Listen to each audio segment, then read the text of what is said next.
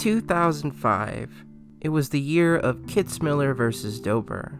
Many largely Protestant groups who held on to literal accounts of Genesis had for a century and a half attempted to undermine the theory of evolution, but the scheme to present creationism as an alternative theory had finally come to an end. The emotional need to believe in the comforting dispensationalist narrative in the face of a confronting and unpredictable reality at the start of the 21st century was far too great for many to so easily overcome. In a way, evolution had become a kind of symbol of an existential conflict. The conversation around evolution had become analogous to the desperate search for meaning in chaos. After all, if we are all merely animals, how can we ever be expected to rein in our worst instincts?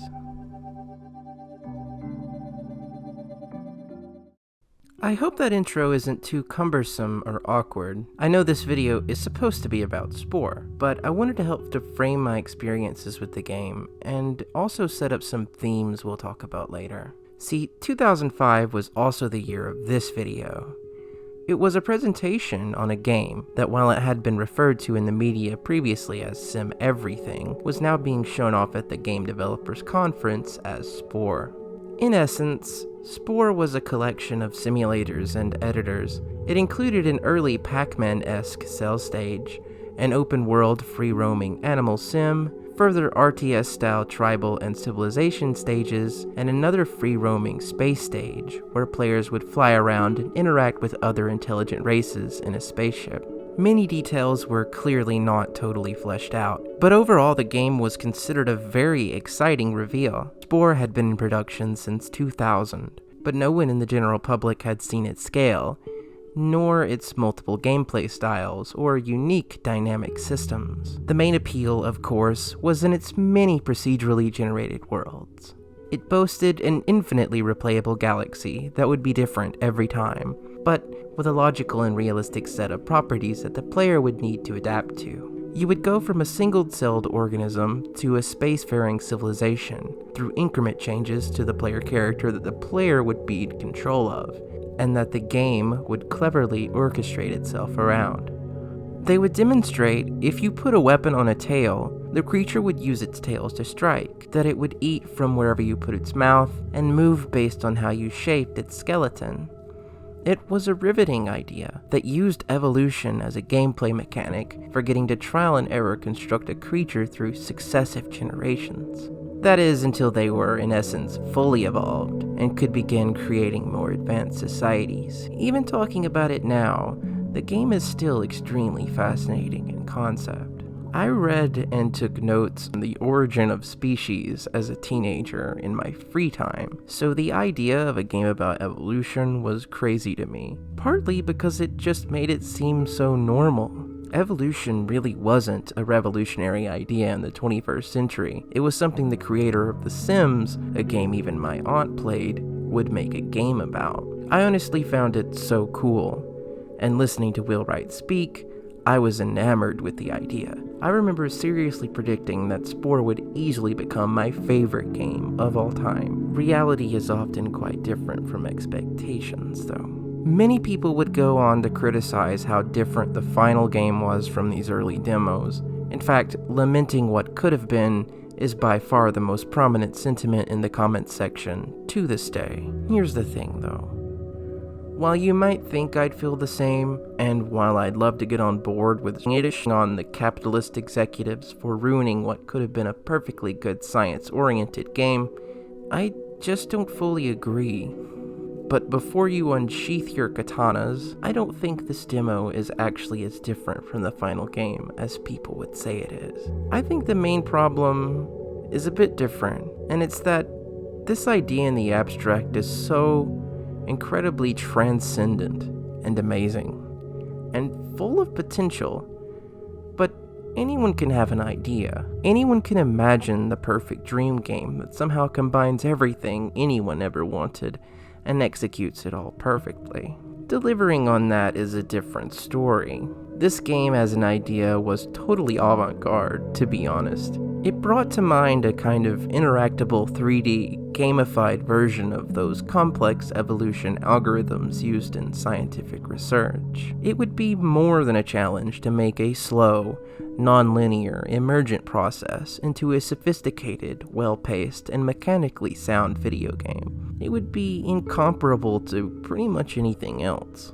I think it hardly registered to people what they were or weren't actually looking at. I mean, with all these systems to design, how fleshed out could any of them be? How much could you really even do? That's the thing about the promise of an open world experience with infinite possibilities. It's not really an attainable goal for a video game. You're always just doing whatever the developer decided in whatever ways they decided you should be allowed to. In the more recent history of overhyped crowdfunding scams, I think gamers have gotten this idea more relentlessly pummeled into their brains. To be fair, the game's lead developer, Will Wright, was the sim game guy, or at least the Sims guy, and the procedural systems, inspired by the imaginative and cerebral projects of demo scene creators, represented some of the best of its kind at the time, in terms of visual flair, at least. Though, it's worth mentioning, procedural systems were also a lot more of a novelty and mystery in the public conscious of the time. The game also had an ambient soundtrack by Brian Eno, of all people, one of the biggest names and most influential artists in all of ambient music. So basically, Spore had some really great talent behind it. And if anyone was going to pull off this concept, it would be this team. Spore was already on lofty grounds, but the changes made in the years between this presentation and its release in 2008 definitely didn't help.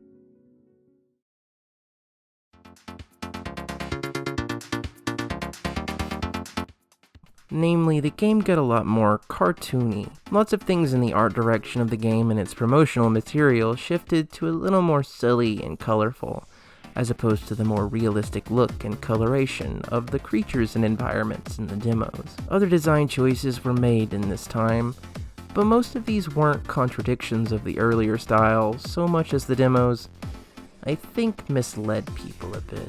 The biggest difference in the demo is the creatures that appear to be wandering around freely, as opposed to all being centered around a nest like they are in the final game.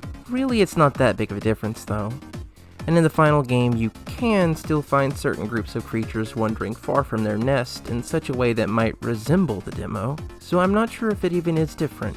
In a demo in 2007, you can see the nest there, but it's just a small impression on the ground, so it may even be that the nest is just invisible in this build. I mean, the creatures are all fairly close together, maybe a bit more scattered. Besides that, there are differences in some other ways. Will, in a lot of early demos of Spore, was prone to make a lot of promises about the online functionality of the game, with the space stage standing out the most. Will would talk about the potential to visit other people's planets or get data about their own on an imagined metaverse. Yes, he really said that. At the same time, the other players are going to get a report of how many people came in and trashed his world or made alliances with it or whatever. So you get reports back from what we call the metaverse, which is all the parallel universes that people are playing this game in. The space stage and civilization stages also had changes in the way interacting with other nations or planets would work, and the demos certainly seemed to be a little bit more gritty and hands-on in these areas. However, the final game does have pretty much everything else shown or talked about here. The occasional giant creatures, the online support and allowing you to encounter other players' creations in the game, the wonky movement and quirky system of fluid transition where you can kind of eat while walking. It's not really all that different. And if anything, the final game is more fleshed out and better looking than this demo, though that's something you would expect.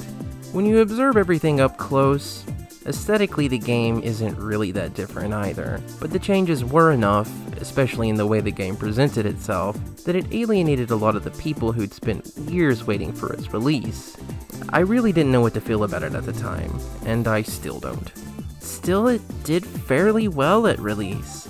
In spite of the lukewarm critical reception, Spore predated games like Minecraft and Terraria in offering procedurally generated worlds and creative systems that amounted to more a toy to play with than a single linear narrative experience like most other games. Will Wright would describe it as such at times, saying he wanted the player of the game to feel more like J.R.R. Tolkien than Frodo Baggins. Or other times he would say Luke Skywalker and George Lucas, but you get the idea. Of course, when the point is to create your own experience, it makes sense that you can really only get out what you put in, but hold on to that thought. Spore was just not that impressive in the end.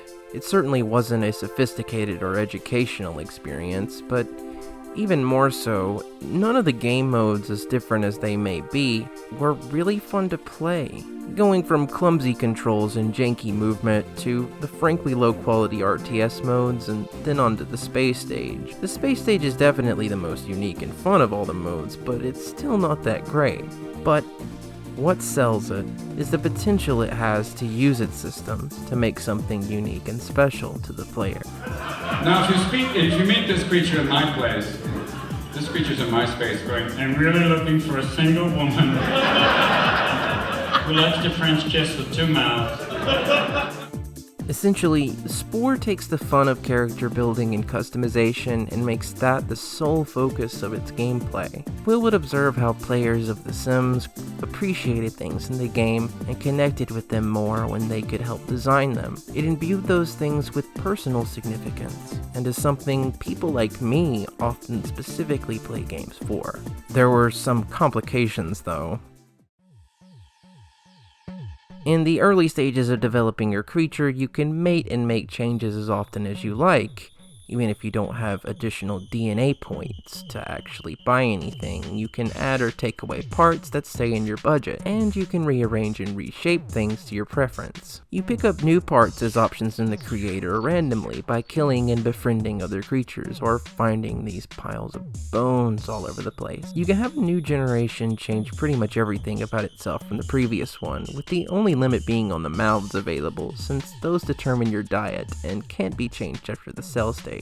So, in that different parts also have different stats and different point requirements, you're basically forced to have a specifically un-evolution-like progression. This only adds to the unrealistic and silly nature of the game that so many were so critical of.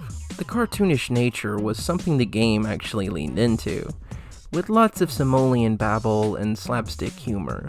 It gets even more silly when you see some of the glitches and bugs inherent to the game design. Having an intelligent spacefaring race have no arms is possible, but a lot of animations get really buggy when you do this. Same for having short or oddly shaped or no legs. It's easy to make downright abominations, in fact, but there's no guarantee your flat, legless character won't get stuck on a small incline like this spiffing Brit video. Oh no, we've gotten stuck in the terrain of the map wheel. Oh dear.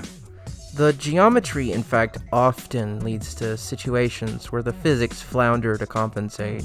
Arguably, though, the creative nature in the game and the freedom you have in creating your species is the main draw. To this day, the creature creator is used by players to create all kinds of strange and interesting stuff. I remember pre-ordering the game and buying the creature creator separately, joining the number of people online and creating designs before the full game even existed. At the time, it might have felt like the creature creator was the main draw of Spore, but it definitely feels that way now. Though it wasn't merely that the rest of the game wasn't all that great, the creators in Spore really are fantastic. They allow one to easily model any kind of monster or animal or thing they can think of, as long as they have the talent and patience to do it, of course. The systems may seem limited at first, full of only a handful of goofy-looking parts, but the more time one spends in these creators, the more one learns how to utilize the parts in tandem with the game's creative system. You can turn, reorient, and resize these parts to suit whatever purpose you desire. Parts are allowed to freely clip through anything, something that both makes visual disasters easier to make, but is essential to the sense of freedom. You can make anything from horrifying beasts to dank memes, and it's the memeability, in fact, that I think makes the creature creator creator so beloved to this day. So I guess since we talked about my thoughts more generally, we should go into detail about what the actual experience of playing the game is like. Did Spore deliver on what it promised? I think the answer is best viewed with a little bit of nuance.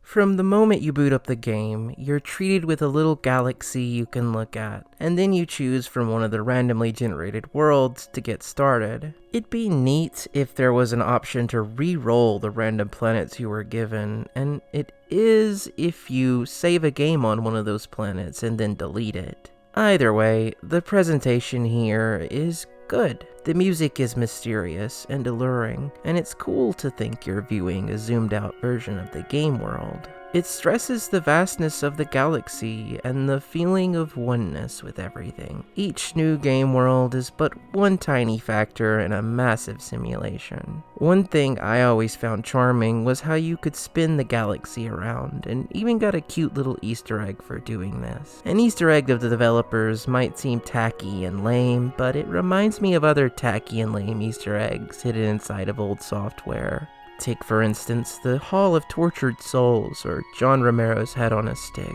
I think it's welcome.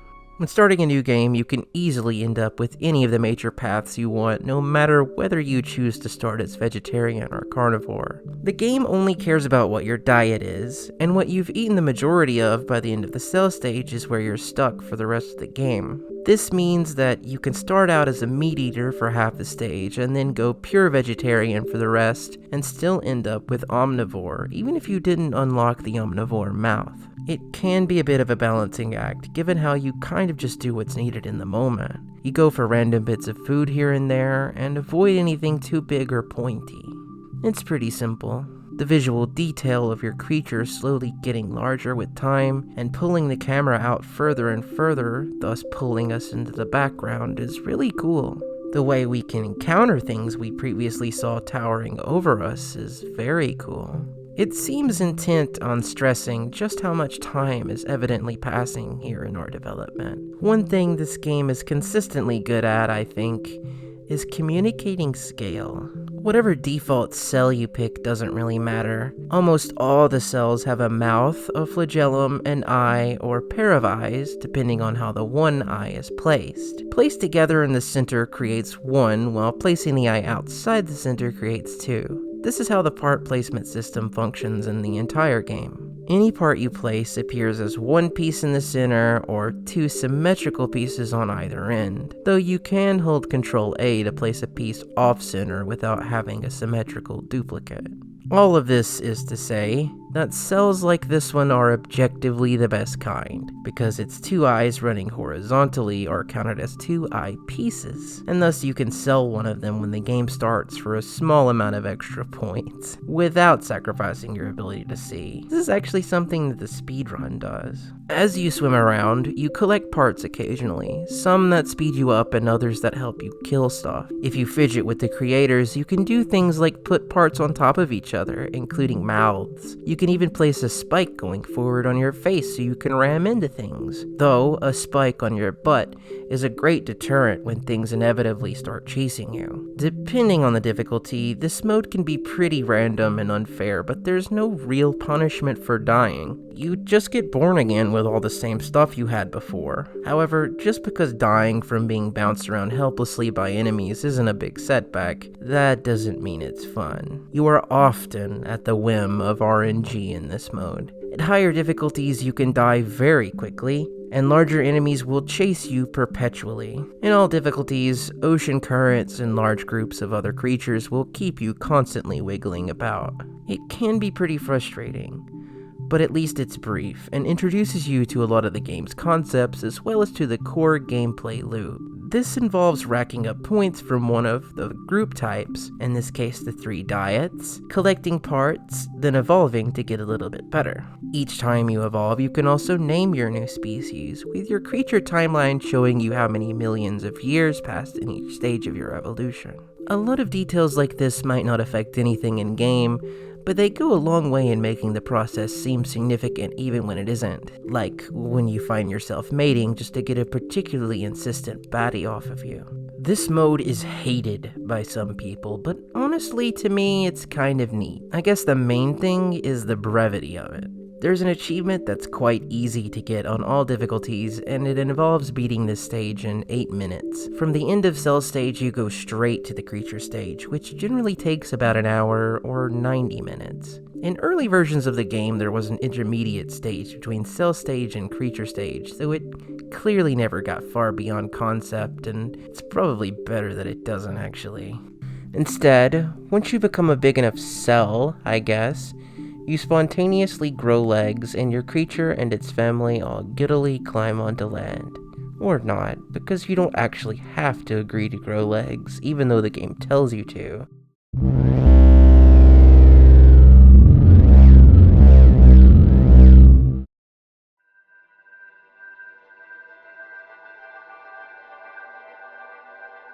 The creature stage is the first place you finally get to see your creature's home planet up close. Each new planet generates new terrain, new creatures, a new set of plants, a unique set of colors for its lands, skies, and oceans, a number of red spice geysers, and other randomly generated extras like crash ships, giant crystals, and abandoned ruins. Among the kinds of creatures you find will be epics, giant creatures just like the demo.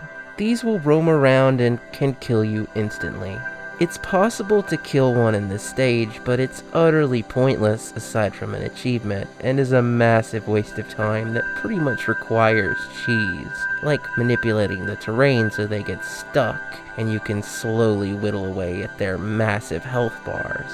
No, instead you can really only run from them. And it wouldn't be such an issue if they wouldn't so often circle one area near your home and if they didn't spawn so frequently.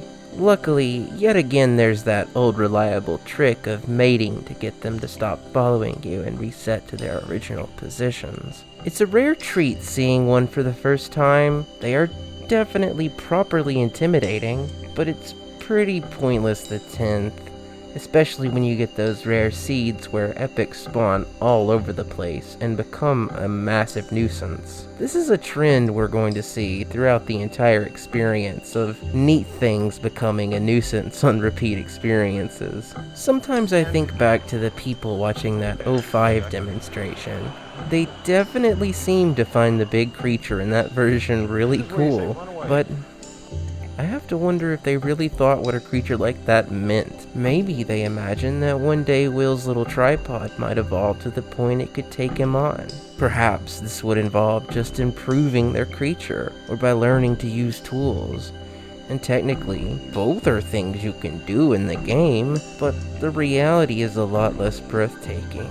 Another type of creature is the rogue, a hyper-powered version of another creature, kind of like the epics but normal-sized and with far less health, and attacks that don't immediately kill you if the game decides they hit. Since that's another thing, the epics don't have hurt boxes so much as scripted kill events that happen when you stand too close. It's really lame. Rogues, as a result, are a lot more reasonable to defeat, and give okay rewards for doing so, though you'll need to team up on them to kill them and may lose allies in the conflict. The last kind are the regular creatures. These spawn everywhere, localized around nests, though some occasionally do wander off, usually not very far though. These are divided into recently hatched babies that are especially weak, adults, and alphas that are especially strong. Alphas spawn more rarely than adults, but there's no limit on the number of them that can be at one nest. Once you crawl out of the water, you'll be at your own nest ready to start your own adventure in this big new world. By this I mean, you can choose between killing things and befriending them. Either way, you get 4 abilities that aren't very fun to use. And you can't just go out into the ocean and find a new land either, cause there's a big thing that will automatically eat you. The game kind of feels like a cheatish MMO, similar to how some strategy games or CRPGs work. You target an enemy, wait for a bite move to play that's basically your auto attack, and make sure to strike and spit, your one ranged ability that does damage over time, when they're done cooling down. You can also approach enemies quickly by charging, which will stun them. The physics engine does not like it when you use this ability, and will often shoot you far past where you targeted, without even making contact, and other times it'll slide you headlong into other creatures you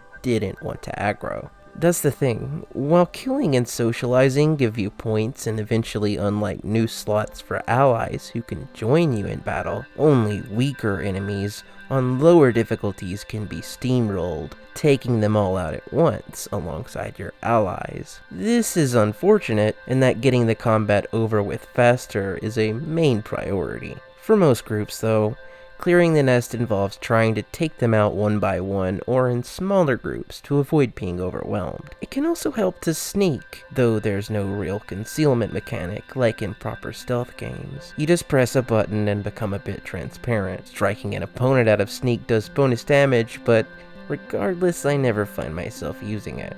None of your abilities pack any real punch or feel satisfying to use. Sure, placement of parts can change how these abilities look a bit, or where they generate from, but they all amount to quick, generic animations, which play and affect the targeted enemy only in the exact same ways, and that's true whether you're big, small, or it looks like you made contact with them at all. Far from being satisfying, an ability's performance feels hardly even attached to its activation. It plays less like an action-oriented game would, and more like an order you're giving your creature to throw several identical hits in a sequence with no feedback from the enemy. It sucks. It's not a satisfying system. Now, in the kind of games I talked about that the system resembles, there's also often a similar detachment between the activation of an ability and its result. However, this is often rectified in some way. Maybe by making interconnected abilities with combos that change the effects slightly. Maybe by having different types of cooldowns or unique interactions like canceling or combining them. Maybe it's a system that's not very great at first, but it's intended to get far more fun as you go, or the other aspects of the game are just good enough that it doesn't matter. I suppose part of the problem here is that this section of the game is so short, they don't really have time to introduce all that much anyway. This is another problem you'll find across the game. With all this in mind, one wonders why they didn't go with a more active style of gameplay for these sections.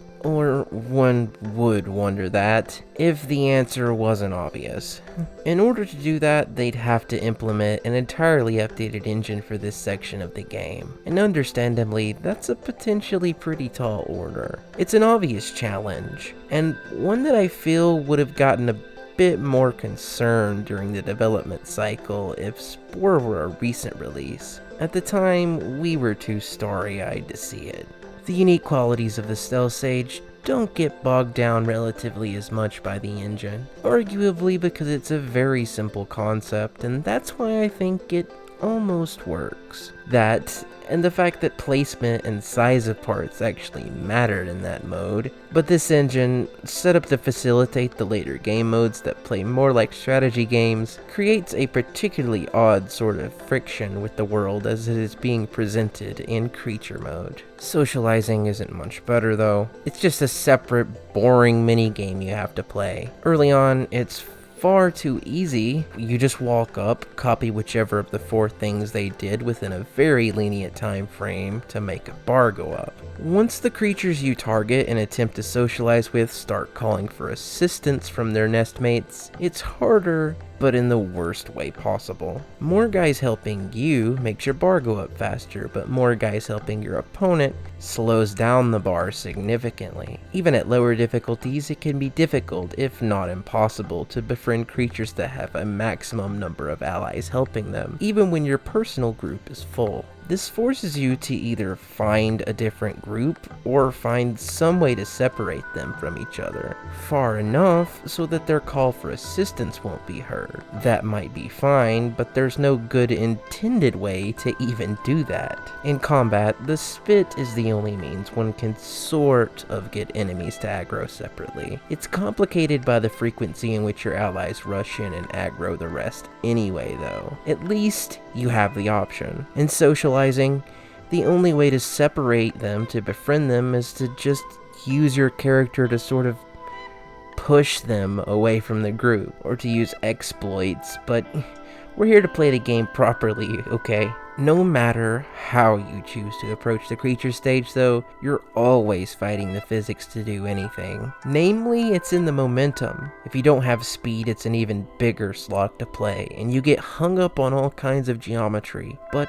when you do have speed, you slide all over the place and get hung up on all kinds of geometry. If you stop at the foot of an incline, you are going to shift slightly or slow down before you can get going again. You'll often find yourself jumping randomly at the terrain to get up a hill, or quickly accelerating down a slope in the opposite direction. It doesn't feel very good. Getting wings can circumvent this a bit by allowing you to flap up a few times before gliding along, fixing a bit of the problems with the geometry by simply going over them. But the wings have their own issues with control, though you can abuse the way the wings work in some pretty wild ways, like flying to distant planets like this guy. When you're forced to stay on the ground though, it feels like a chore. Small curves in the air subtly pull your creature's skeleton around in strange and uncomfortable ways. These are hard to explain or demonstrate due to the complexities of the customization system and the physics engine working together, but they're very easy to notice when playing. Depending on the difficulty, you'll need to kill or befriend a certain number of creatures from each nest to gain maximum points. Individual creatures being killed or befriended only gives you very minimal experience, so doing whole nest is necessary. As you get points, your brain slowly gets bigger, with each new expansion giving you more slots for allies and a cute little animation.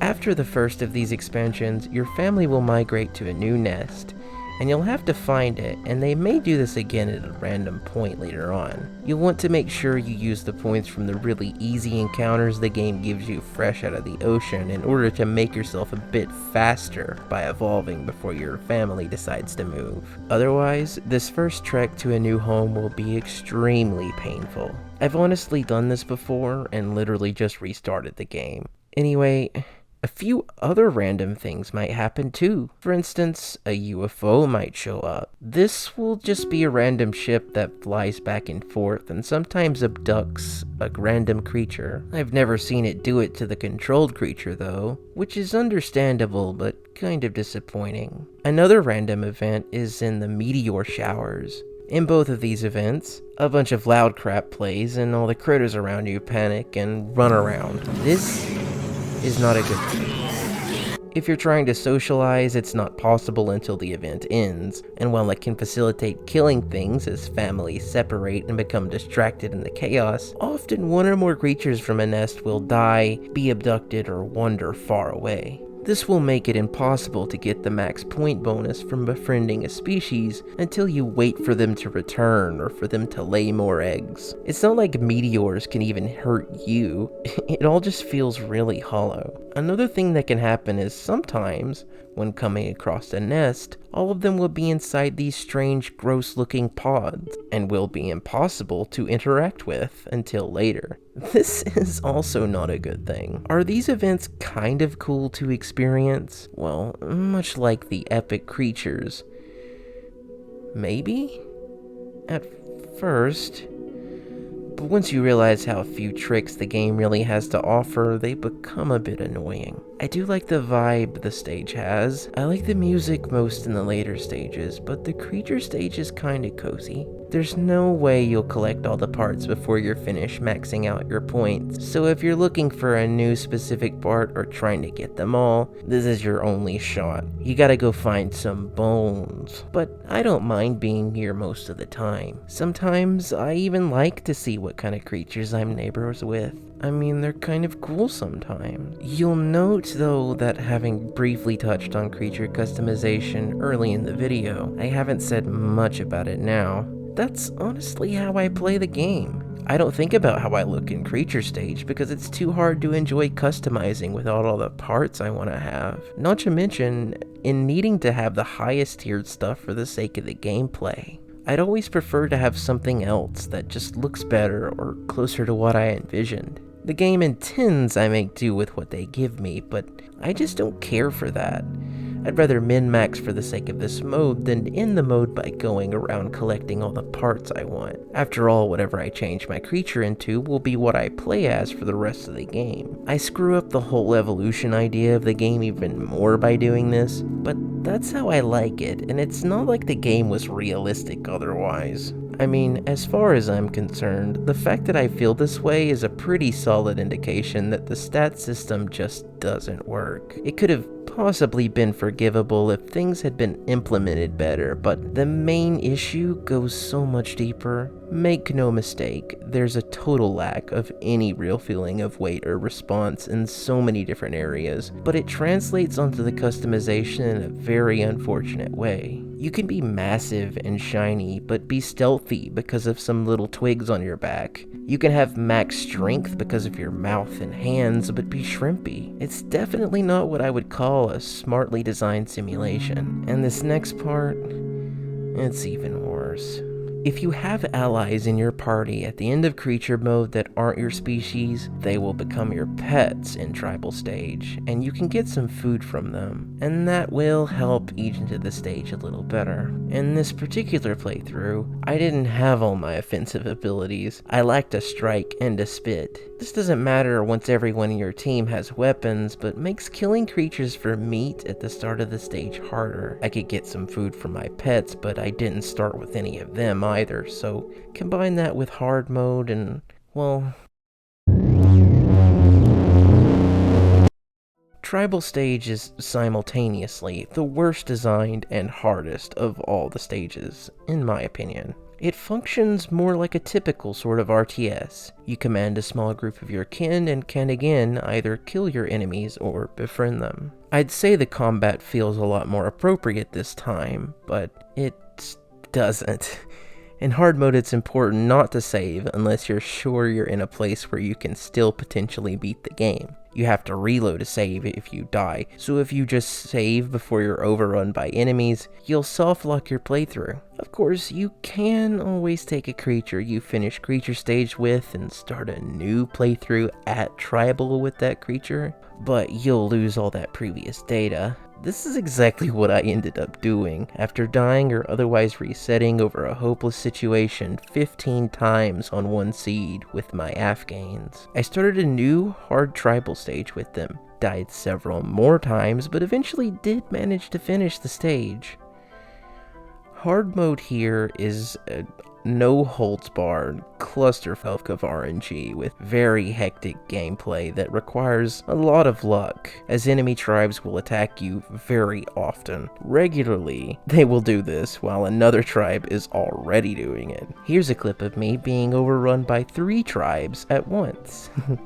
I hate this game. It's hard to do better than trade with your opponents when commanding your army unless you have a weapon and they don't, and it's impossible to have a higher cap of units than another tribe with rare exceptions. So getting double teamed is basically GG. In normal and low difficulty it's way more manageable, but honestly kind of boring. The stage is over in 40 minutes to an hour this time. It could take way less time with a bit of map manipulation like the speedrun does, but again, I'm trying to play things as intended here. After all, this isn't how I experienced this game at release, and I doubt it was how you did either. How I experienced this part of the game at release was probably more like this. See, what's happening here is that I gave all the guys in this group in order to collect food and bring it back to the storage spot in the base. Noticeably though, instead they're all just standing here.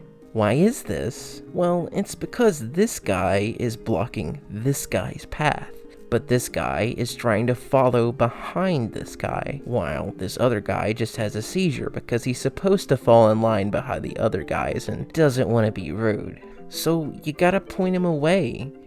Jostle him loose. Do something so they get going again. I think in this instance, them being all legs makes this harder for them than if they had hands due to the geometry interfering with them setting the food down. But either way, you will get issues like this. When ordering a group of units around, the game requires your creatures to go to certain locations for triggers to activate. This was something you might have noticed in the creature stage, like when a creature calls allies for the socialization minigame. You'll see the allies quickly bump around while trying to sidle on over to their intended spot. This design choice is awkward, but wouldn't be all that bad. But there's a major issue. Each individual is treated as an impassable solid wall with collision all around it. That's why our doggies got stuck a second ago. If units could move through each other, it would clip more, depending on what the model of your creature was like, but at least you wouldn't have to deal with things like this, or like how you need to give everyone time to get to their assigned positions before you can use instruments, the main way of befriending in this mode. That's just a crappy matching game like before. Or how when telling a group of units to attack, they all just stand there like idiots behind each other as the one in front attacks the one guy you targeted. You're forced to click on each of your units and command them to go attack other units separately, or by clicking around to free up space for them to progress. All this along with the awful pathfinding that will always betray you. It's a mess and a constant frustration. A combination of two subpar design choices that work particularly poorly together. And it's not fun, in my humble opinion. No, it is in fact really lame. Much like the last two stages, I can at least appreciate that it's over fairly quickly on most playthroughs. As you progress in killing or befriending tribes, you'll get more options for tools you can have your tribe equip. These will include weapons like the axe, torch, and spear, fishing hooks for fishing of course, gathering canes to speed up fruit collection, and healing wads and instruments that you need to befriend other tribes. You can buy the buildings which produce these tools by collecting food, which is gained from killing animals and collecting their meat, catching fish, or gathering fruit. There are epics you can kill, again for no real benefit. Small creatures and enemy tribes will steal from you the second they have a moment to, and besides that, you can offer other tribes gifts for food for a small boost in friendliness, something that's necessary to do to befriend tribes that are too hostile for the instrument minigame. You'll even occasionally receive food gifts from your allies and can steal food from enemies yourself. As an aside, it's a good idea to have someone in your party steal the food from the base you're capturing just before you finish and all their stuff disappears. The random events of the creature stage don't happen here, except spaceships that fly around aimlessly, but there is a new mechanic, a set of 2 special abilities determined by what kind of creature you are and have been up to this point in the game. These are called your consequence abilities, and change depending on if you finished a certain stage as omnivore, carnivore, or herbivore. The ones you get from the cell stage have minor benefits, but the ones you get from the creature stage, besides the omnivore one, are the real deal. Fireworks instantly befriend a unit up to 1 tier under maximum, even if you're currently in the process of murdering them. Given the fairly short cooldown, this ability is incredible. OP,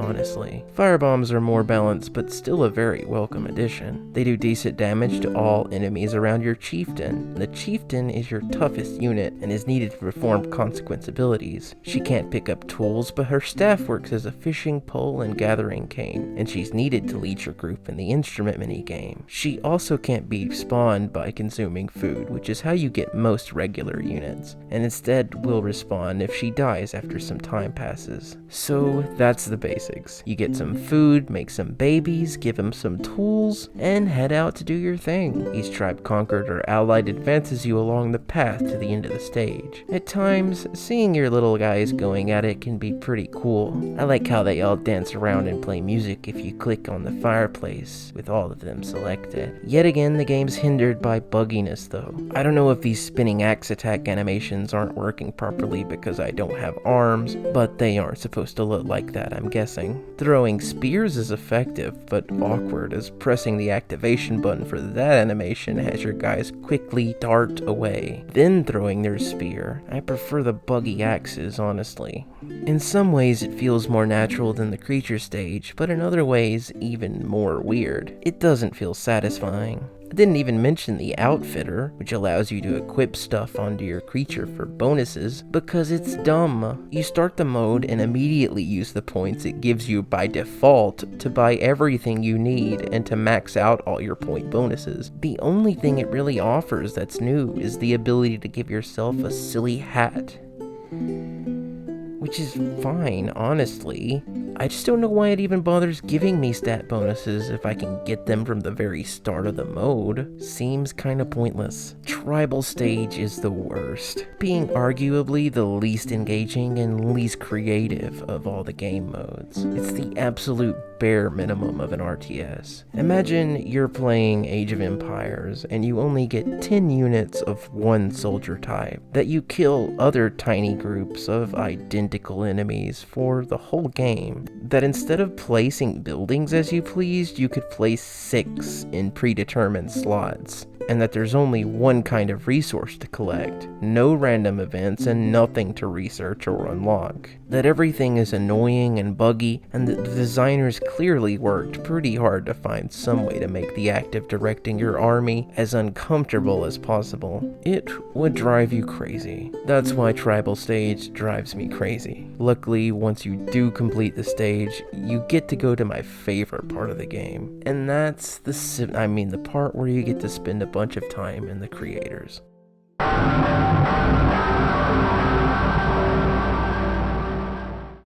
So, throughout the civilization stage, you get 4 types of buildings that you can place. The city hall, a house, an entertainment venue, and a factory, and you can utilize 3 types of vehicles, a land, sea, and air vehicle. The great part here is that you get to design all of them in their own unique creators. This is what keeps me returning to this game. It's the part that is unique as far as any other game I've played, and it's the part that I really like to indulge in. Listening to me talk about the game so far, you'd think I overwhelmingly don't like it, but that's not true. As far as options go, the Civilization stage is yet again a pretty bare bones RTS, but it's this ability to customize that is so appealing. A Civ Stage City is more or less just a supersized nest, a big circle where everything is, but the options here facilitate creative designs in a way that can make the world pop. My biggest complaint is that the complexity meter is a little more stingy here, but it's not that big of a hindrance. Placing a part in any of the creators creates a reference in the game of its orientation based on 3 axes. This makes it easy to place a window at an equal level on multiple sides of a building, or to place a set of parallel lampposts. The pieces snap in place to line up with one another. Surprisingly though, this does not cause your creation process to be overwhelmed with snapping all over the place once several pieces are in place. It manages to retain a very light hand and is almost totally unobtrusive. It's truly impressive.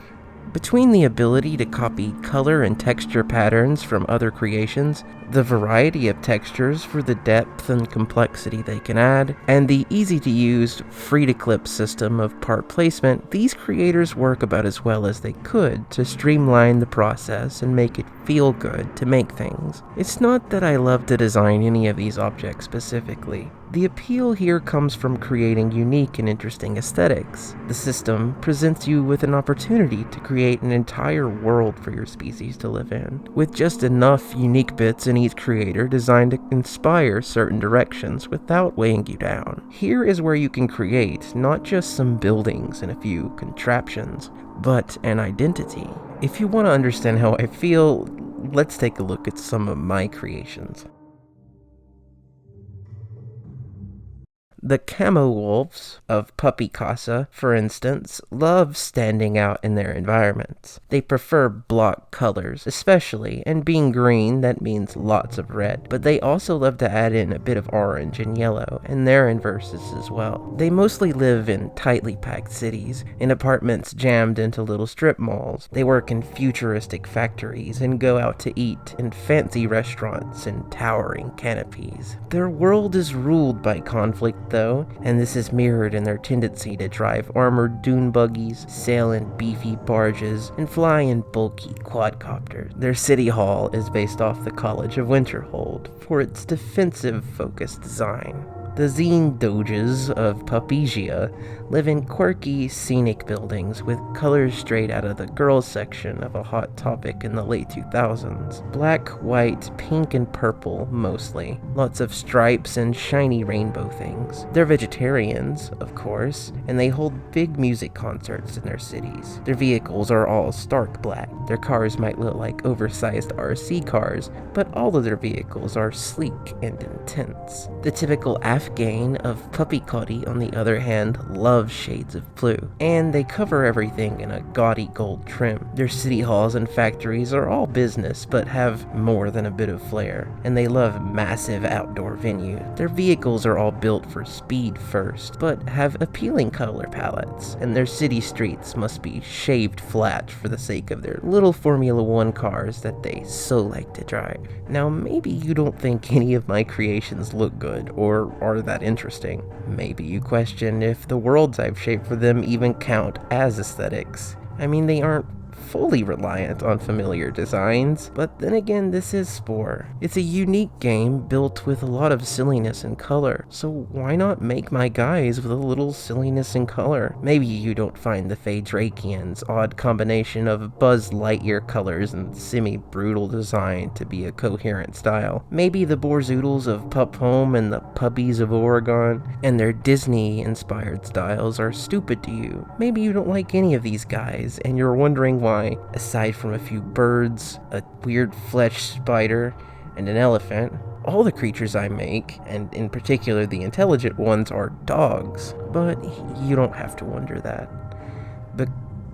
Because it's not your choice to make, is it? It's mine. And I love doggies, and vibrant, colorful things, and darker, more serious things, and pretty and adorable things, and sweet and mysterious things. All of these things that I love and connect with on some level can be embodied through these creative systems. It's a chance to express myself, and to thereby make a serious connection with the game. Making all these things takes some time, which is why I usually have a separate play session or two to get it done, so I don't have to interrupt the civilization stage with so much customization. Or perhaps so I don't have to break up my customization with tiny bits of gameplay. It's a bit odd how the maybe 1 hour long civilization stage involves so much time spent making things if you really want each new playthrough to have a new set of creations. One could even argue that the weaknesses of the game and its brevity prevent a meaningful connection from being made. But I love this aspect of civilization stage, though again it doesn't make the gameplay fun. It's a little bit better this time though. In Tribal Stage, there were other species you were competing with, but by this point your species has dominated the planet. This means that all your new enemies start to look like you. Your new mega nest of a city is where you start the stage, and on its own, it's not much to look at. All you can do with it is place buildings in predetermined slots, though there are some pointless cosmetic things you can place too. Technically, your buildings can look like anything. You don't need to make something that looks like a factory or a house or whatever, but the city hall is at the center and doesn't really do anything special. Houses raise the population, with larger populations allowing for more vehicles to be built. Factories produce money, but lower happiness when a house or a city hall is linked to them by being next to them, while entertainment buildings raise happiness in the same way. Having high happiness increases the chance of a celebration occurring, which increases productivity, but lower happiness does the opposite with riots, and also makes you more susceptible to attack by religious nations. This system can produce wildly different results with different setups, but regardless, you don't really need to make cities as balanced as possible. In fact, all kinds of setups make little difference on the gameplay at all difficulties, in my opinion. Some people will disagree, I'm sure, stating just how much difference optimally laid out cities can make, and I agree they can, in a pinch, but personally I don't think it really matters in Civ Stage. Doesn't really matter in Space Stage either, but for different reasons. Here, it's because cities exist essentially more as boosters for the main way of gaining more money, and that's in collecting spice. Spice geysers give you lesser returns later in the stage, perhaps with the intention of mimicking the nature of a species depleting its planet's resources. But by that point, it still doesn't matter how your cities are arranged, because you'll be mopping up the last few opponents with with your massive nation by then. However, cities are, of course, your hub of industry, and the places you'll have to defend and capture to win the game. Additional buildings and protective turrets can help make the process of being taken over by your enemies harder, since even simply having more buildings total can slow down the time it takes to capture a city. In the end, though, success in the civilization stage is all about the spice. As soon as the game mode starts, you'll have a bit of money and the ability to build any building and any non-flying vehicle. What you should be doing as soon as you start, though, is building a number of vehicles and quickly departing to claim all spice geysers that you can. This is because, on easy and normal difficulty, you're going to start off as a city that can capture spice geysers faster than the other nations around you. So you'll need to be using this little bit of time to claim all the unclaimed geysers before waging war to steal geysers as necessary. It's pretty easy if you're quick about it to start off with more geysers than your competition, and that'll give you an advantage that can change the tide of the entire game. If you get all the ones on your body of land, all your neighboring tribes that are on the island are going to fall to you very quickly, and the game mode will generally just be over at that point. In hard mode, everyone's up at the same time as you though, so you'll be lucky if you can collect more than the geysers that are just closest to where you spawned. It's more challenging on hard, but mostly it's just slower, and again your enemies will constantly be attacking you, though in this game mode it's a little more easy to manage being perpetually under attack. Civ stage does change the paths your creatures can take a bit. Instead of befriending or destroying, you can convert or destroy, adding religion into the mix. But there is a new option now for using trade to win the game. You need a good relationship to trade and a trader-specific vehicle dedicated to the task. You can increase your relationship meter again by giving gifts in the form of just money, and then after you trade with them for a while, you can buy their city, again with just money. And in taking a city in any of the three ways, you get points toward your intended path as before. It's basically the same, but you get a new mechanic for the middle path instead of trying to balance the other two. Converting and destroying work pretty much the same as each other though. You click on buildings or units or enemy geysers to attack in exactly the same ways. In either case, you'll need to use a group of vehicles to attack a city hall in order to capture. Religious nations get a bonus against rioting cities but aren't able to destroy buildings, so a failed attempt won't at least result in the loss of buildings, though a successful capture will also be a gain of buildings. Religious units also do area damage instead of targeted damage against other units for some reason, and can temporarily tame epics, which occasionally spawn and will attack anything near them as a mad kaiju far larger than ever before. Plus, as a religious nation, you'll need to use a unit to focus on shutting down turrets while your other units focus fire at the capital, instead of just blowing the turrets up. Turrets are pretty powerful, so they're a valuable resource and a pain in the ass that must be dealt with before you can start attacking a city. One limit to vehicle creation I forgot to mention is how their in-game stats work. You get 100 points and can divide those between the three stats of speed, attack power, and health. Many of the pieces you choose in creating them will contribute stats, so you get to choose what the balance of these three things should be. But since you can hide parts and add bonuses on the inside of your creation in a similar way as you might hide an unsightly spitter part in creature stage, it doesn't have an overwhelmingly negative impact on the customization experience like you might expect. Sure, I'd prefer it if you could just manually input the ratio of the three stats instead of having to do all this hiding and reorienting though. This might seem counterintuitive, and I get the idea of needing a gun to shoot, but not multiple guns to offset all the parts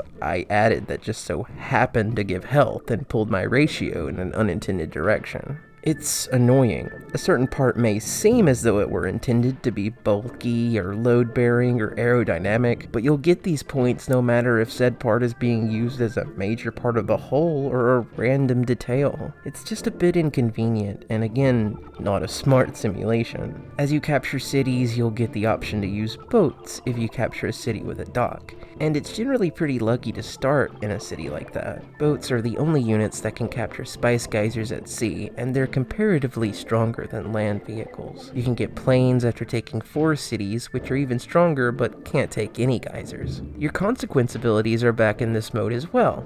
In tribal mode, you had 2 stages giving you 3 abilities, and now you have 3 stages. People tend to refer to the markers that are set when you end a stage as what card you pulled for that stage, often identified by color. In Civilization stage, red cards from the carnivore path do damage to things and can make you invulnerable for a short time. Blue cards from the omnivore path focus on impeding your opponent and making your city buyouts faster, while green herbivore cards focus on healing, causing enemy unhappiness and raising enemy friendliness. You'll also get a 4th ability just before the end of the Civilization stage. All the abilities cost money and have cooldowns when using. These final abilities cost more, but don't have cooldowns because they just automatically end the game. My guess is the reason for this ties into what I said a minute ago about the ending of the stage. Once you control the majority of the map, especially the spice, you end up with a much larger advantage due to a positive feedback loop. So it's my thought that these abilities were put here just to expedite the process of mopping up the rest of the map, and to be a bit flashy, and I can actually appreciate it. The stage is a bit of a struggle at times, but nothing too bad.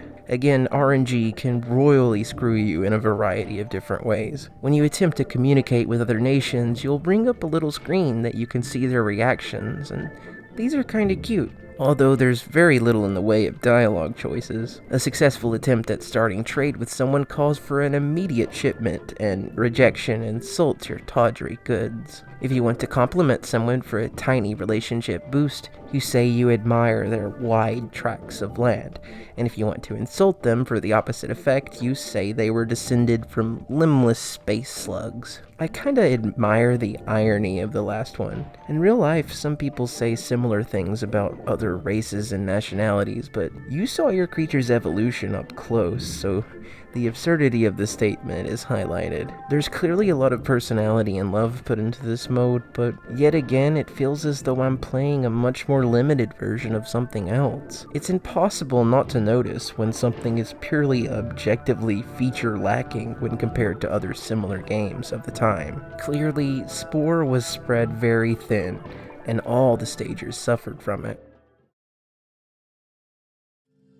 Civilization stage is best in the quiet moments, when there's no one attacking and you scroll over one of your cities. When you do this, you'll hear whatever jingle you created to be your anthem, since that's another thing the game lets you make. It's a little tune building system made by Brian Eno, and it's pretty neat. In these moments, you'll notice the care put into smaller things. A lot of the little sounds you hear in particular, like the way you can hear the moving parts of the factory creator up close, or the hum of neon signs, or the turning of helicopter blades.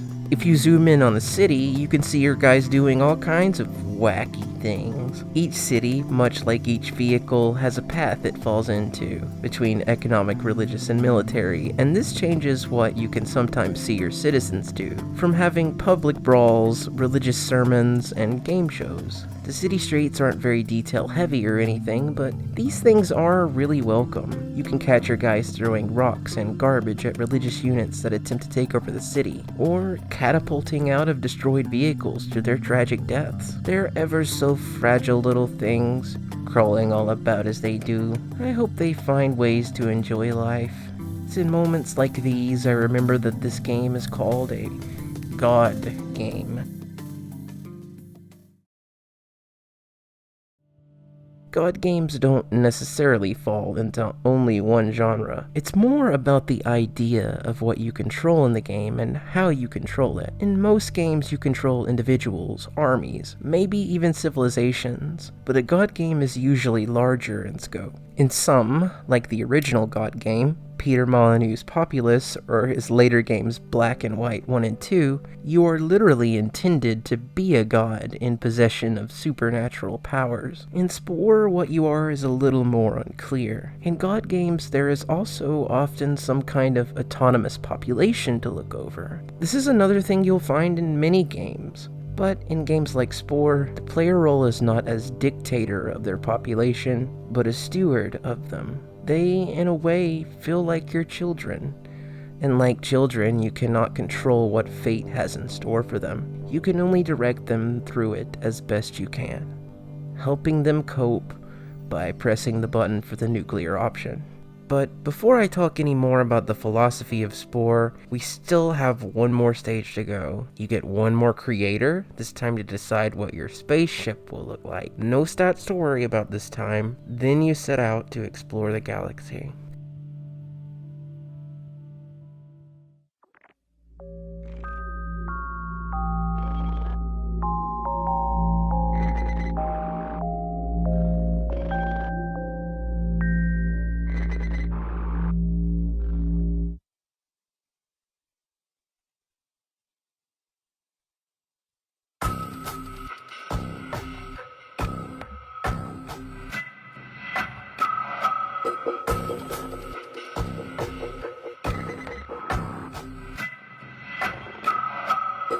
Space Stage opens by introducing you to spaceship control, giving you a spaceship pilot to name, harkening back to the earlier stages when you only controlled one thing at a time. As before, I just use the mouse to get around mostly. It actually feels pretty good to move around in this mode due to its freedom.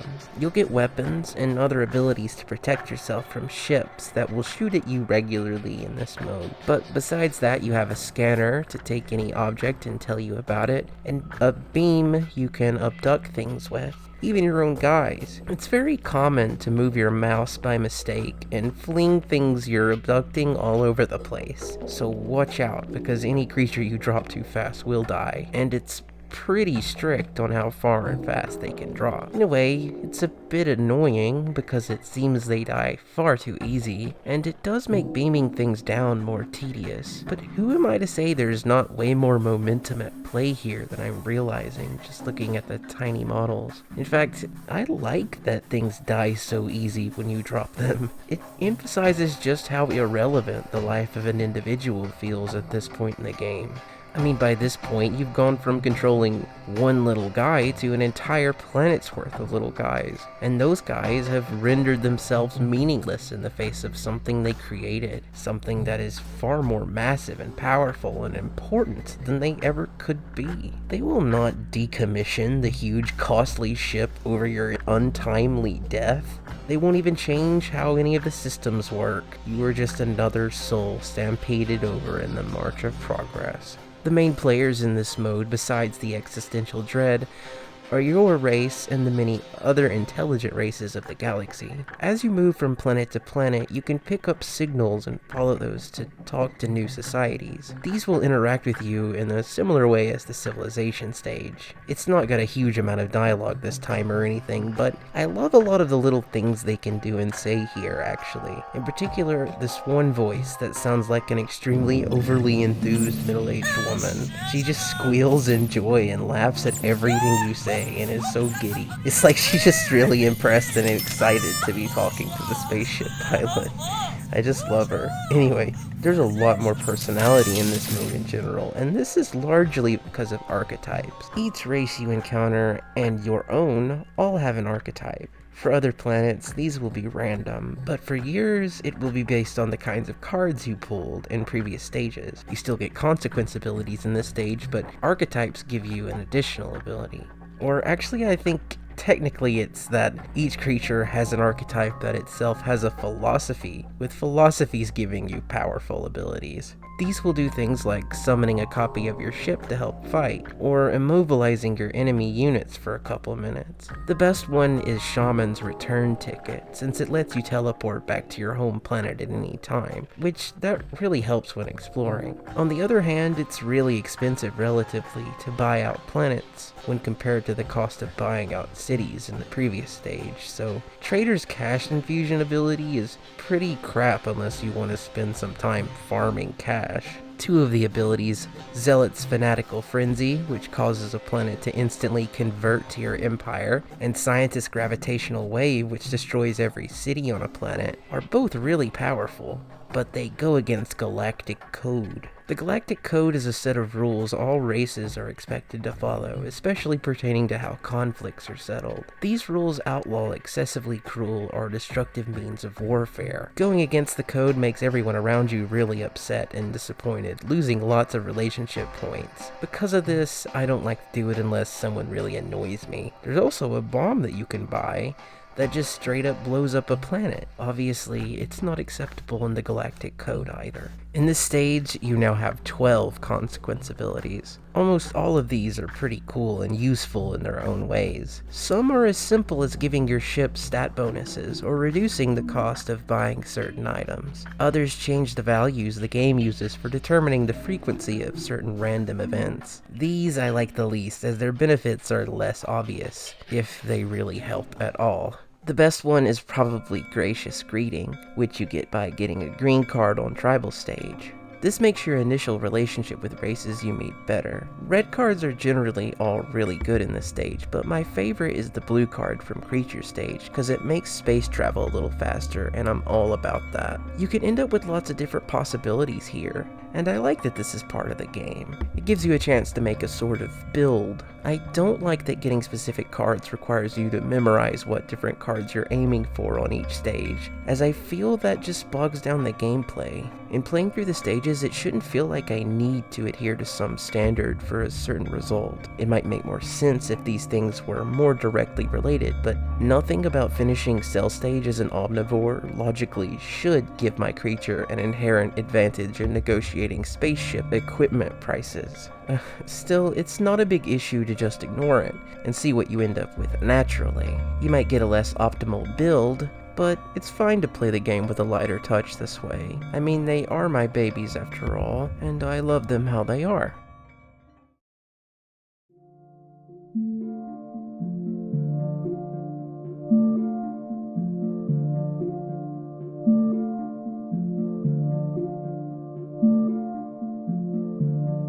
When you pull out from your planet for the first time, your interstellar warp drive will be at the lowest level, meaning that you can only travel to celestial bodies within a fairly small circle. You can go further out by clicking from planet to planet, but the circle generally prevents you from going too far away from the starting zone before upgrading. At the highest level, you can cover a pretty significant amount of space and get from one place to another in far fewer clicks. Most of what you'll encounter will be small star systems, with a few planets, some of which will be gas giants, which are impossible to approach.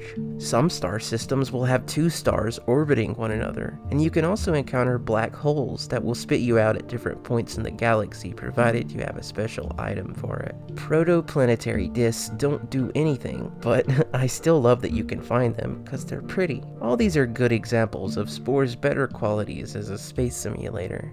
The object here is to go from planet to planet, interacting with people on populated ones and collecting random things from unpopulated ones. Or populated ones, though you'll get shot at for stealing. Your main goal is to expand your empire, either through capturing, buying, or converting existing planets. Although you can also colonize unoccupied ones. Each planet you encounter has a good chance of producing spice of one of 6 variations, from geysers much like your own planet's spice geysers, though your home planets will always be red, the least valuable form of spice. Spice is still the best way to get money in this mode, though you can collect money or earn it from various sources, like by selling rare objects you find in doing missions, though these methods are far less profitable and thus hardly worth it except to increase your relationship a bit. Missions involve pretty generic tasks, like going from planet to planet collecting a certain creature and dropping them off elsewhere, or finding a lost artifact on a random planet. Those you can actually just claim for yourself if you want. In one presentation alongside Brian Eno, Will talked about how he wanted the player to feel heroic in this mode. Well, see, one of the points of this is that we want every player to be able to be a hero in their own universe. But it's a lot easier to just be a murderous, thieving scoundrel, to be honest. Though, if you haven't caught on to it by now, Will kinda said a lot of different things at different points in the development stage. We're actually dealing with several million worlds. So here in about 3 minutes, in about maybe 30 mouse clicks, I've created a creature that's roughly equivalent to what a Pixar artist might create. It's trying to select content that's not only appropriate for your kind of skill level, but also your aesthetic style. There's also the missions related to the Galactic Adventures expansion. These allow you to control a single creature, as you did in Creature Stage, and complete a task, though you can equip bits of gear you unlock to improve your stats, but they make no real mechanical impact on the gameplay. There's very few options for these special missions, so you will start repeating older ones as soon as you begin interacting with this content. None of them are very fun, or even worth mentioning in my opinion. You can create your own adventures and play other people's, but who would want to? I mean, it's good for a laugh, but it's so-so at best. The only other thing this expansion adds is a new option for making your critters look really stupid, and this will actually be the only time in this long as hell video that I mentioned the expansions at all, because the other one was just a parts pack for the creature creator. Some of the random things that can happen in this mode are ecological collapses. This is where a species on a planet will die out unless you fly to it and kill a few sick ones before they infect the rest. These events can have their frequencies lowered by certain upgrades, but are such a constant pain for something that realistically will only affect you in very minor ways if you just flat out ignore it. It would take far less time, and thus be far more valuable to just let the collapse happen and go fix the planet manually later. Another thing that can happen is that pirates will raid your cities for any spice you haven't collected. The pirates are terrible at their job though, and will steal one spice if you don't stop them. I'll have that again in seconds. The game gives you very little incentive to care about ecological collapse, but basically none at all for pirates. As you progress, you will unlock new upgrades, like stronger weapons, a shield that can block attacks for a time, terraforming tools, an automatic turret for your spaceship for defense, and upgraded ship stats, like better health, more energy, and an expanded interstellar warp drive. Buying the relatively cheap Colony and Credit Pack will place a city on any unoccupied or personally owned planet, but to have big cities, you'll need to terraform the planet. Doing this involves a mini-game of sorts, where you aim to get a dot at a random point in a circle to the center by using tools that push it in different directions. The x-axis is the temperature, and the y-axis is the atmosphere. So for instance, calling an asteroid to strike will raise the planet's temperature and lower its atmosphere, pushing the dot down and to the right. Most planets will be T0 by default, but getting the dot closer to the center can increase it up to T3, where you can place 3 cities of any size. It also increases maximum spice production, as well as how many different kinds of life can exist on your planet. As for the kinds of life, there are plants and animals. You'll need to stabilize any new tier you reach when terraforming by placing a full set of all 3 sizes of plant, 2 herbivores, and 1 of either carnivores or omnivores. You'll get them by abducting them elsewhere and then beaming them down. For tier 3, you'll need 3 of these full sets. You also get purely cosmetic tools for terraforming, allowing you to shape your planet's surface and recolor its skies, oceans, and lands. This is pretty neat, and can be fun to experiment with. Terraforming tools all have interesting animations, but using the volcano tool can also destroy cities, and is cheaper than the weapon you can buy that's intended to do the same. Now, you might be asking, if I can make myself invincible for a time, blow up cities with multiple tools, and take over things by using my philosophy's ability, then isn't taking over other planets exceedingly easy? And yeah, it is. In fact, the idea of using any means to take over someone besides just blowing them up is needlessly time-consuming by comparison. You might destroy cities you intended to control, but making optimum planets, or indeed optimizing anything, is a chore that has its value offset by the capacity to always be able to go somewhere else or do something else. Well, let me try to communicate what I mean by that. I mentioned earlier how making cities for optimum spice production was pointless in this stage, but let me clarify. You do get spice very quickly from an optimal layout, but the cap is always 30, with the exception of each species' home planet. This cap is low enough that anything you go and do away from the planet will pass the 5 to maybe 15 minutes it takes to reach the cap, no matter how long it takes specifically. So raising the cap is the biggest thing that matters unless you're just sitting in one place. Not to mention, bothering to create optimum cities is a huge time sink, as is terraforming in general. In fact, everything in the game mode is a balance between playing optimally and having fun. Technically, at any time, I could take a planet with pink spice, the best kind, level it up to tier 3, put a monolith on it that causes the creatures on the planet to quickly advance through the stages to become a full-fledged civilization, then take their home planet from them somehow. This would give me a planet with the bonus population size and higher spice cap that comes from having been an intelligent species home planet.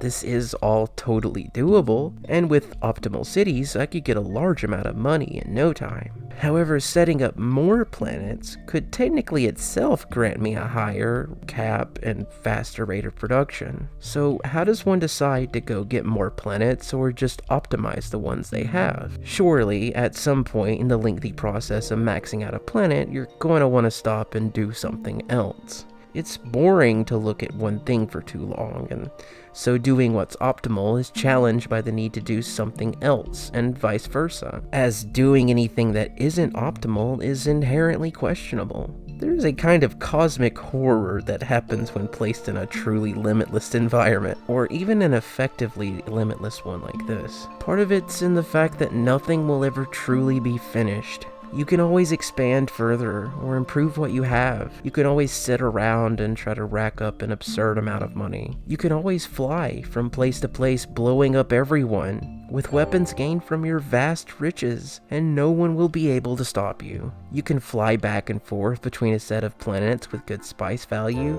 and collect a full horde of it to sell to other empires, or buy more colony packs or weapons. You might not find what you're looking for at a vendor, but there's always an alien nearby who will sell you what you need, or buy what you're selling. Want a lot of world-ending bombs? Just fly from planet to planet purchasing from anyone who sells them, until you hoard as many as you want. But how many is enough? How long do you want to spend doing this? What does having enough even mean? Am I doing things because I want to, or because I have to in some way? I don't have to do anything really, but is this a discussion about game design or free will?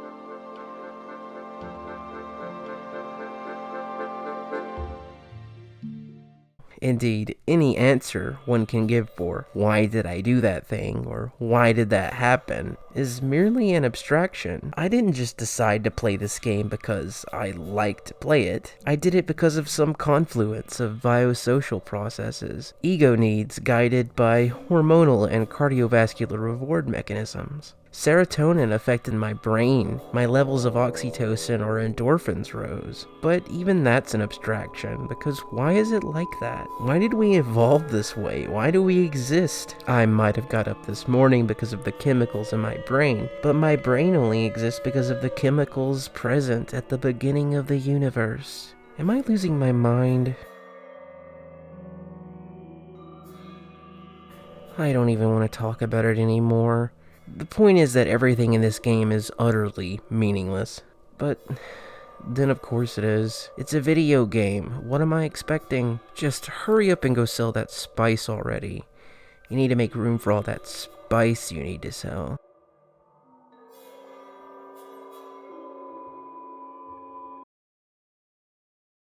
One thing that seems intended to stress your total meaninglessness is the groks. From the very beginning of the game mode, they're foreshadowed, and by the time you meet them, it sucks because they will regularly send ships to attack your colonies. The groks are a massive cybernetic race of jerks. They actually like it if you break galactic code and live on tier 0 planets. You can take them out by adjusting their planets to a higher tier, but it's really time consuming, and taking over any grok's planet it's pointless. Groks will invade you from across the galaxy, but getting to their planets requires a decent enough warp drive to get near the center of the galaxy.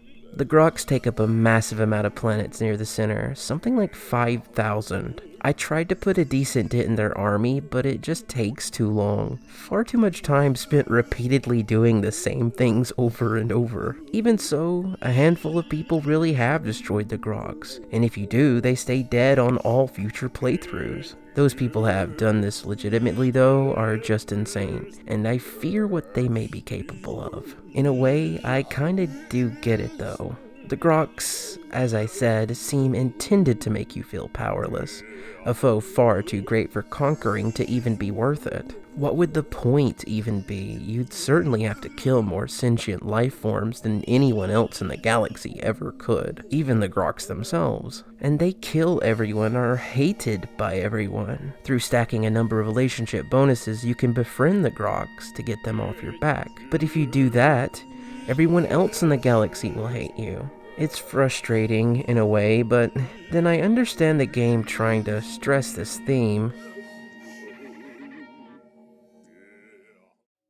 It's not that you're meaningless necessarily, it's more an appreciation of the scale at play. You are not at the center or the beginning of the universe, you're only one small part of this massive thing. And that can be terrifying and feel uncaring, but it can also be beautiful and freeing. You are doomed to die and fade away one day, but so will the Groks, and so will everything. The Groks guard the galactic core, where the effective end of the game is. You can keep playing, though I've never seen anyone take over all the galaxy. Have seen some people get relatively close, but this is what most consider the end of the space stage and the game in general. As you approach the center, Groks will fire at you endlessly from each planet you pass. Getting closer to the core is harder on your warp drive, so your circle will get smaller and smaller.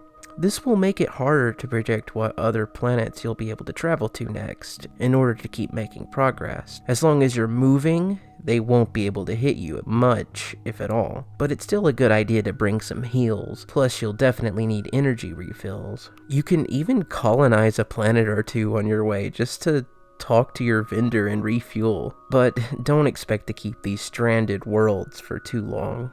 Poor guys. Once you finally reach the center, you get a pretty cringy cutscene. Seriously, the sense of humor is some real, Penguin of Doom, LOL random tier stuff. But I do like how Steve, the name of the mysterious being at the center of the galaxy, see what I mean? I like how Steve is a nice guy. He gives you an achievement called 42. I know what that is! And a new tool, the Staff of Life. This tool can be used 42 times and automatically turns any planet into Tier 3, then stabilizing it by adding all the needed life form. This is nifty, to be sure, but the ending is hardly impressive, hardly even feels like much of an ending. But I do like how Steve refers to the other intelligent races as your far-flung cousins. In any case, as the strange swirling patterns you see at the center of the galaxy fade away, and you begin to tire of the normal beats of gameplay, you may feel you've had a good experience. Obviously though, that's not going to be true for everyone. How I feel about this game is sometimes a mystery even to me. Spore sold over 1 million copies on its first month, but it didn't really become the explosive new series EA had hoped it would be. In 2008, John Riccitiello, currently CEO of Unity, was the CEO of EA, and he seemed very invested in Spore, saying it was the greatest creative risk in the gaming industry today, and that it would rival the likes of The Sims, Rock Band, and World of Warcraft. Well, actually, the real quote ends with, "or not." A few million copies sold total is not nothing compared with the relative success of The Sims, which sold around 16 million copies, but it wasn't enough to make EA care about the game for more than a couple years. The community's interest in the creature creator was enormous though, and while sales had greatly declined by May of 2009, EA announced the number of creatures created for Spore was over 100 million. The rumored Spore movie went silent, but not before a few spin-offs came out. I remember playing Spore Creatures on my Nintendo DS, but all I really remember about it is that it sucked. Wish I would have backed Dark Spore or Spore Heroes instead. Neither might have made much of an impression in the world of gaming, but they do have their fans and their own issues. Spore has been frequently called a disappointment, and it might not have really ended up being my favorite game of all time, but its strengths are often underlooked. Spore is really charming sometimes, like how the game leans into its use of the mediocrity principle, treating intelligent life as a common occurrence and dividing it into common archetypes, or how better atmospheres generally exist in the Goldilocks zone, and how increasing the atmosphere raises the ocean level, or how many things in it just exist for you to gawk at, like the other galaxies far off in the distance, some of which are in the process of colliding. I think Spore is gorgeous, if not awe-inspiring, at least neat. It lacks realism in places it might have been improved by it, and still inexplicably has realism in ways it'd be better off ignoring. The realism debate has often been the most prominent in discussions of the game. Others complained about the weaknesses of the gameplay, especially as the developers clearly favored living up to their promised expectation of having multiple gameplay styles, and in that they sacrificed quality for quantity. Many people thought the game would be more smart. Some of these people might have been led astray by our good pal Will, but not because he was lying or anything. When Will Wright was young, he attended the school of Maria Montessori, an Italian educator whose theories are widely celebrated to this day. Will would be heavily inspired by her methods in the making of his games, preferring to allow players opportunities to learn as opposed to being taught things overtly. He believed that discovering deep concepts of life and nature through play was a far more rewarding and memorable experience than having them explained outright. And so you would have this wonderful sparkling thing with the disc slowly rotating, and this is roughly what it would look like. And so really part of this is about bringing the beauty of this, of the natural world, to somebody in a very imaginative way so that they can start calibrating their instinct across these vast scales of space and time. I can't say Spore really met the lofty goals of recalibrating anyone's brain, and I don't think there's anyone who thinks Spore helps you understand anything about evolution. At the time, I thought it would get more exposure from the creationist movement, but apart from a paint-by-numbers-creation.com article, the game truly wasn't considered controversial. I feel many would probably say that controversy is more often reserved for things far more daring than Spore ended up being. Not to mention, if anything, Spore's gameplay more resembles creationism than evolution. It is a god game, after all. God games often like to put focus on the forces of nature, similarly stressing the frailty and brevity of life. People are often faceless, interchangeable, identical, if not literally, at least in essence. As we look back onto the grand scheme of human existence, we see the endless conflict with nature itself, and find that, if anything, we've only managed to prove our own inadequacy. Even as a kid, though, it always seemed odd to me how the dispensationalist narrative seemed to be incapable of viewing God through the lens of naturalism. Evolution is an objective reality, something that we observe, something that's evidently real, and no God would give the entire earth the appearance of there being a common ancestry just to fool us. The entirety of phylogeny, everything we know about anything that ever existed, extinct or extant, is apparently part of a massive emergent process of nature, where small variations in a set of simple rules amplify over successive generations to create startling complexity and diversity. I believe this reality is itself the voice of God, trying to tell us something. In the story of Genesis, yes, we're really doing this, Adam and Eve are not framed as literal historical figures. They are obvious allegory, with a meaning that always seemed clear to me. It was a story about the human condition, about how, in learning to observe ourselves, and developing metacognition, the process of thinking about thought, a creature acquires a means of reaching out to better understand the universe for its own benefit, to decide what to call the beasts of the land and the lights of the heavens, and to know who and what they are. But it comes with a kind of curse.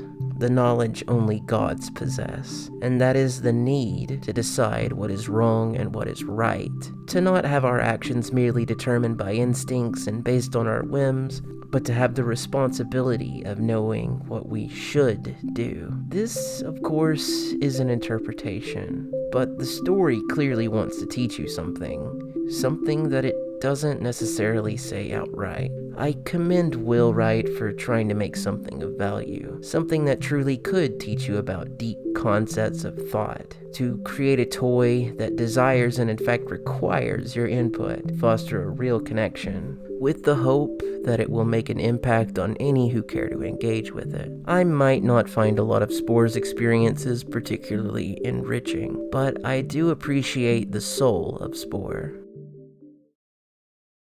Brian Eno understood this game better than Will, I think, and I regret not saying much about it this whole time, though you've been hearing it, and I think it speaks for itself. As I listen to these polyrhythms, with softly entwined syncopations, I get lost in the ethereal pads, with all their mysterious effects, and the crushing, constant ambience, with its vague distortions that overwhelm me with their emptiness. I feel like I'm in a kind of daydream, just trying to build my 10th giant mech. And it's beautiful, and it's important, but it's utterly meaningless all the same. A creature sat channeling itself to produce something not found in a collection of parts, but in the golem spell of assembling them. Spontaneous creation, making meaning from the meaningless. A true God game. In a way, that's how I see all of Spore. It's not about how much you enjoy the experiences of the stages, it's about the game overall. This ridiculous, completely unrealistic idea of a game. This disastrous, silly, adorable, and clever little toy.